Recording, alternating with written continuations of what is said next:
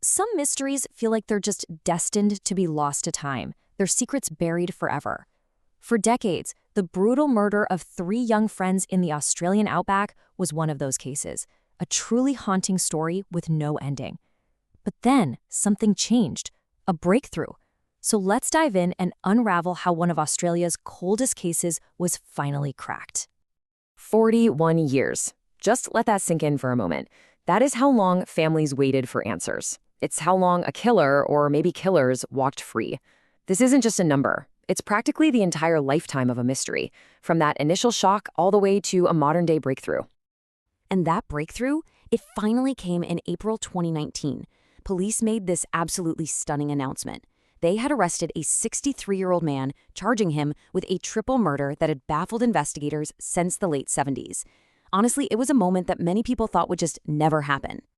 To really understand why this arrest was such a huge deal, we have to go back, way back. All the way back to 1978, to a remote stretch of road in the Outback, and a journey that ended in just unimaginable tragedy. So our story begins with an adventure. You've got three young friends, totally full of life, on this epic motorcycle expedition right across the heart of Australia. They had absolutely no idea they were riding towards a deadly encounter. The official reports will tell you the location was just outside Mount Isa in northwest Queensland. But what a line of text can't capture is the sheer isolation of this place. This is rugged, raw outback, a landscape that can be as unforgiving as it is beautiful. And tragically, the perfect place to hide a terrible secret. And these were the people at the heart of it all. There was Karen Edwards, 23, a bright trainee psychologist. Her partner, Tim Thompson, who was 31, a teacher. And their friend, Gordon Twaddle, who was just 21. They were on the trip of a lifetime, a cross-country motorcycle journey from Alice Springs with plans to head to Cairns and then all the way to Melbourne. And they were memorable, for sure. They were traveling with a red and gold BMW that had a homemade sidecar, a Suzuki, and even their 9-month-old Doberman puppy named Tristy. So yeah, this wasn't a group that would just blend in. Their distinct appearance meant that people remembered seeing them, and that detail would become absolutely critical to the investigation. So, after they disappeared, an investigation began. But even though the group was so distinctive and there were some early leads, the case quickly hit a brick wall. It turned into this frustrating puzzle that would go unsolved for decades. The tragedy unfolded with terrifying speed. On October 5th, the trio is seen leaving a caravan park. The very next day, their dog is found abandoned at the local dump. But then, for 18 agonizing days, nothing. It's not until October 24th that Karen's body is discovered. She'd been shot dead. The following day, Tim and Gordon are found nearby, having met this same fate. So the crucial point here is this. They weren't alone. That last sighting on October 5th included a fourth person, an unidentified man who seemed to have joined their group at the campsite. The big question was, who was he? This question would haunt the investigation for the next 40 years. The single most important clue from 1978 came from witnesses who all gave a consistent description. A bearded man, also a motorcyclist, who was driving a very specific vehicle, a brown and white Toyota Land Cruiser. This description became like the ghost at the very center of the case. But a description wasn't enough. I mean, this was an era before DNA analysis and all the tech we have now. You had a ton of miners and travelers constantly moving through the vast outback. The man and his Land Cruiser, they just seemingly vanished. The leads dried up, the files got shelved, and for the families, all that was left was this torturous, echoing silence that would last for 4 decades. Decades passed.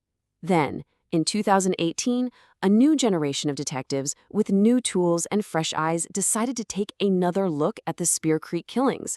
And this is where everything changes. So how did they finally get their man? Well, it was a methodical process. First, the cold case team reopened the files, reviewing every single piece of old evidence. Then, in 2019, they launched a huge, modern public appeal, using social media and national news, things that were impossible in the 70s. The response was immediate. They got nearly 50 new leads in just 1 week. And that led directly to step 4, an arrest. The man taken into custody was Bruce John Preston, a former prison guard. Now, here is a twist. He was actually known to the original investigation, but he had never been charged with the murders. Now, 4 decades later, police believe they finally had enough evidence to link him to the crime. And all of a sudden, the pieces from 1978 started to fit. Remember that mystery? An unidentified man in a brown and white Land Cruiser, also a motorcyclist? Well, the new suspect, Bruce Preston, matched it all. The new public appeal brought forward witnesses who confirmed that yes, Preston was in Mount Isa at that exact time, he drove that exact type of Land Cruiser, and he had been seen with the trio. But get this, the most damning link wasn't even new information. It was right there in the original files the whole time. Back in 1978, Preston had been found with Tim Thompson's stolen BMW motorcycle. He was even convicted of theft, but his story was that he'd simply found it abandoned.